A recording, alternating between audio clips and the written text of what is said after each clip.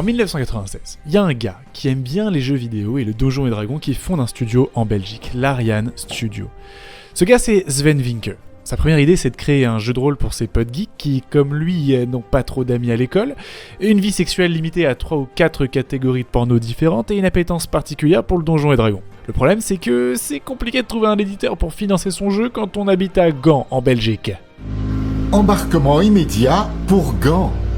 Parce que, vous pouvez l'imaginer, la partie néerlandaise de la Belgique, c'est pas le cœur de la scène du jeu vidéo, en tout cas pas encore à cette époque. Leur projet à la base, ça s'appelle The Lady, The Mage and the Knight. On va pas se mentir, sur le papier, ça a vraiment rien de fou, tellement rien de fou qu'ils reçoivent 0 proposition d'éditeur. Alors, pour montrer un peu de quoi ils sont capables, ils développent un autre jeu en parallèle. Ils se disent qu'en montrant un petit peu leur technique, ils vont pouvoir réussir à attirer les éditeurs. Et ce jeu, c'est Lead Wars. C'est un jeu de stratégie en temps réel, pas un énorme intérêt, mais ça leur permet effectivement d'attirer Attic Entertainment Software. Et honnêtement, ces gars-là, c'est pas des randoms, parce qu'ils possèdent une des licences d'adaptation les plus populaires de l'époque en Allemagne, l'œil noir. Alors, ça te dit probablement rien, mais c'est un jeu de rôle médiéval fantastique qui faisait rêver tous les gosses de l'époque. Alors Attic dit à l'Ariane Studios, on est chaud de vous financer, mais votre jeu de rôle là, The Lady, The Mage and the Knight, LMK, on a notre mot à dire dessus. On veut que ce soit dans l'univers de l'œil noir, parce qu'on paye une sacrée fortune pour cette licence, et on veut que votre jeu, ce soit une pure masterclass qui va faire passer notre futur rival pour un amateur. Bah très bien, mais c'est qui ce futur rival au juste ?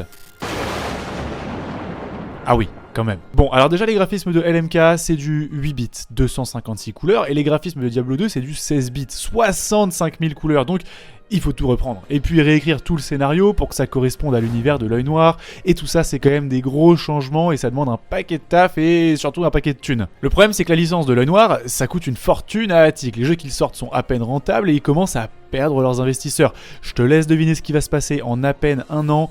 Et ben c'est la banqueroute. Les gars n'ont plus une thune, et sur qui ça retombe ? Et sur l'Ariane évidemment. Ils les font déménager dans des locaux pourraves où ils s'entassent les uns sur les autres, où les toilettes sont en plein milieu de la salle, ouvertes sur le reste de la pièce. Et surtout, ils arrêtent de verser les salaires pendant presque 6 mois pour certains devs. Il y en a qui vont devoir emprunter à leur famille, à leurs amis pour pouvoir continuer, mais d'ailleurs, pourquoi continuer dans ces conditions ? Probablement pour les mêmes raisons que moi en faisant cette vidéo. Est-ce que je suis payé ? Pas du tout. Est-ce que ça me passionne de vous raconter des histoires comme ça ? Totalement. Et pour l'Ariane, c'est pareil. Ils ont un projet en tête, ils veulent sortir leur jeu sur lequel ils bossent depuis des mois, et je peux vous dire les gars que rien pourra les arrêter. Alors ils essayent de tout faire pour se séparer d'Attic, malgré les contrats qui ont été signés, ils finissent par y parvenir. Pour réussir à sortir la tête de l'eau et à remplir un peu leur caisse et payer leurs développeurs, ils mettent en pause le développement de leur jeu, LMK, et ils prennent des commandes de jeux de casino, de jeux de télé, etc. Et ça va être tout juste suffisant pour leur permettre de survivre le temps de trouver un nouvel éditeur qui va être CDV Entertainment Software. Ouah, c'était chaud. De nouveaux contrats sont signés, cette fois l'Ariane espère ne pas être tombé sur des guignols et sur des gars sérieux qui vont vraiment les aider. Ils ont pas envie de se retaper une autre période giga stressante comme celle qu'ils viennent de vivre. Ils auraient peut-être dû les lire un peu plus attentivement ces contrats parce qu'ils sont complètement abusifs. CDV, c'est une énorme machine Afrique et ils veulent que l'Ariane sorte leur jeu le plus rapidement possible, même s'il n'est pas prêt. CDV, ils sont dans une situation financière vraiment mauvaise eux aussi. Décidément, l'Ariane, il tombe vraiment mal à chaque fois.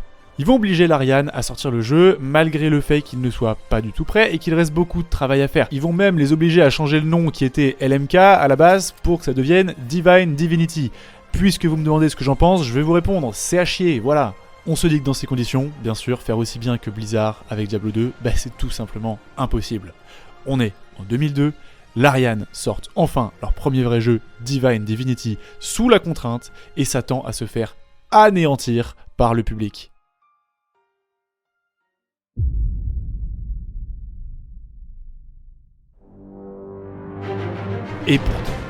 Et pourtant les critiques sont excellentes. Les graphismes sont super, la conception des personnages, des environnements est top, le système de jeu, la narration, la bande sonore, tout est réussi.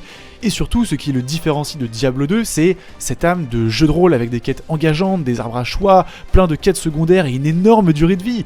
Après toutes ces années de galère, de travail dans des locaux pourris, sans salaire, après avoir frôlé la faillite, les développeurs de l'Ariane voient une pluie de critiques positives et de joueurs qui les remercient pour leur travail. Ils viennent de réussir à convaincre une réelle communauté de croire en eux.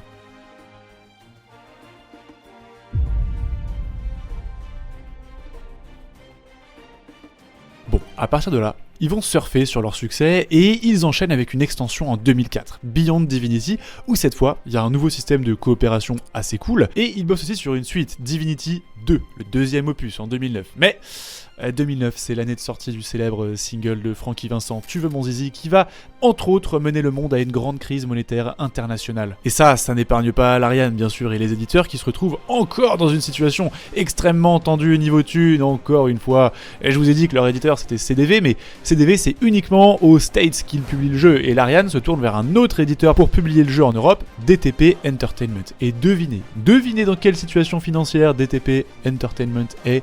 Eh oui, proche de la faillite, comme d'habitude quoi.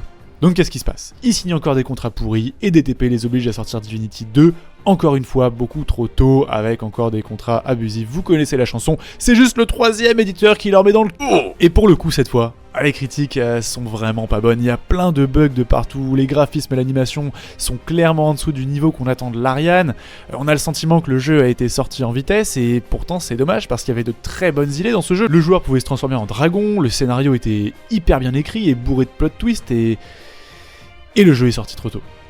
Bon, vous commencez à les connaître, ils sont pas du genre à rester sur un échec, et surtout pas du genre à abandonner à cause de leurs difficultés financières.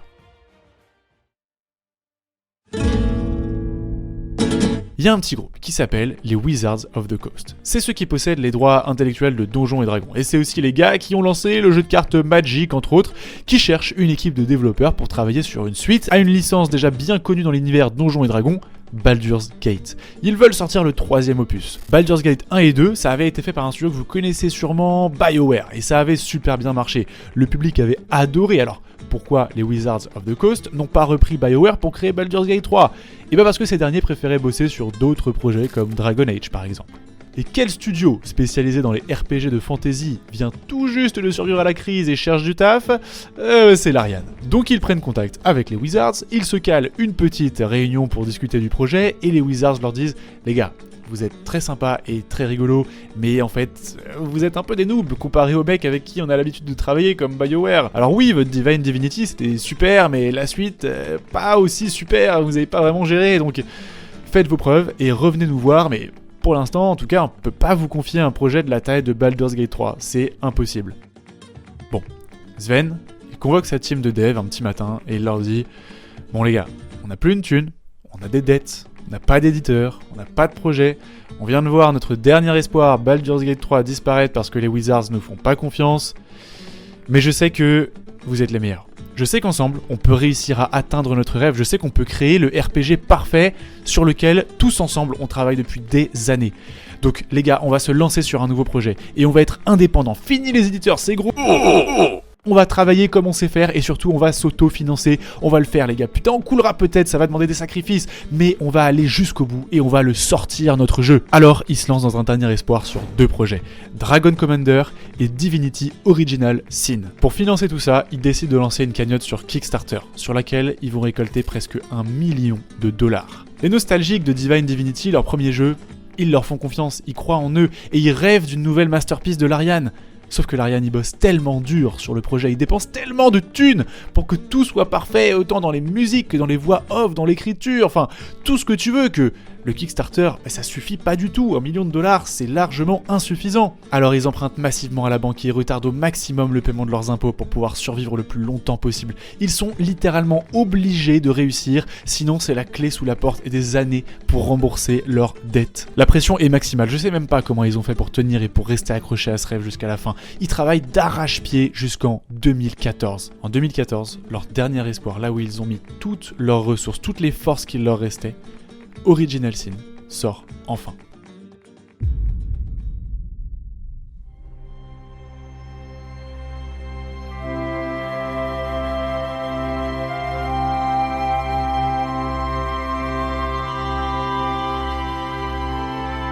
Le jeu est juste excellentissime. Les critiques positives pleuvent littéralement sur le studio. Il y a tout ce dont on peut rêver dans un RPG et dans cet univers des combats ultra tactiques avec des interactions permanentes avec l'environnement, une histoire captivante, des quêtes ultra immersives, des choix moraux à faire et même un mode multijoueur pour pouvoir jouer avec ses potes. Tout le monde est choqué. Larian est de retour et vient de sortir une bombe atomique. J'imagine même pas le soulagement que ça a dû être pour Sven et son équipe quand ils ont vu les retours des joueurs au moment où ils ont release le jeu, le stress ultime auquel ils ont dû faire face. J'ose même pas imaginer.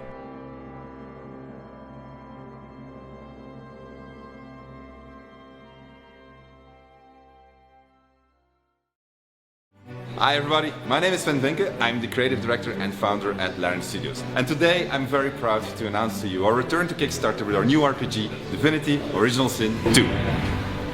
Cette fois, ils vont pas du tout se reposer sur leur laurier. Ils ont pas envie de foirer la suite comme avec Divinity 2, et rapidement, ils veulent enchaîner avec un deuxième opus, Original Sin 2.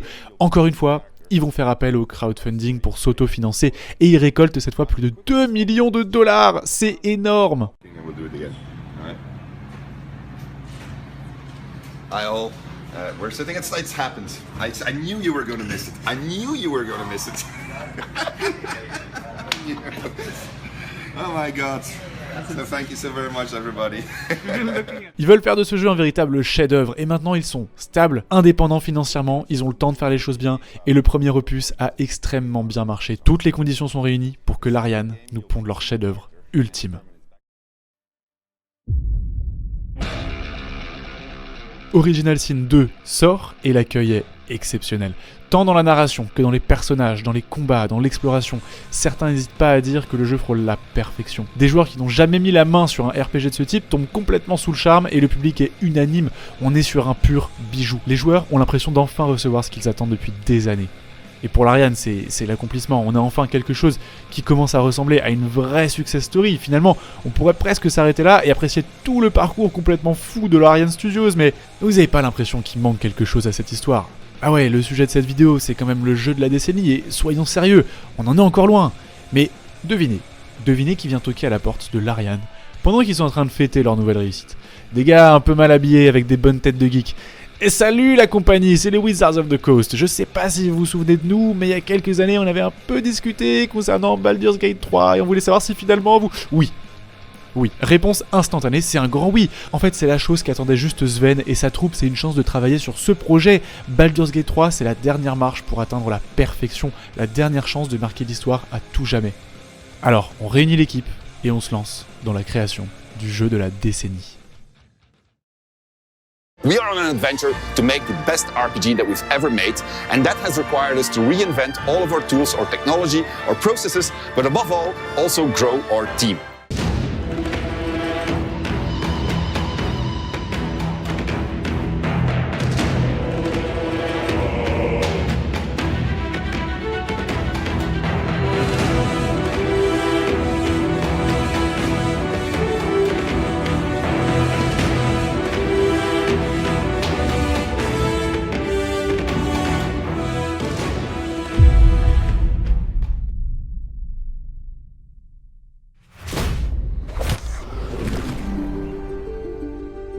Consider your predicament.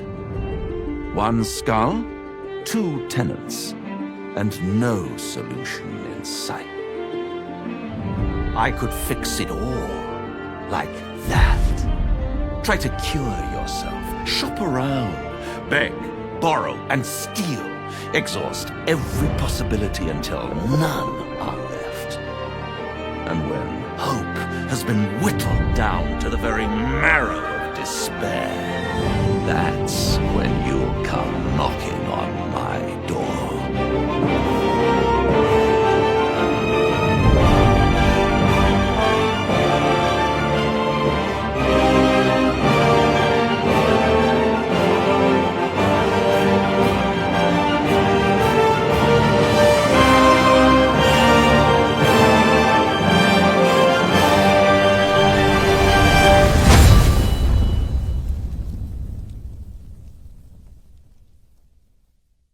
Waouh.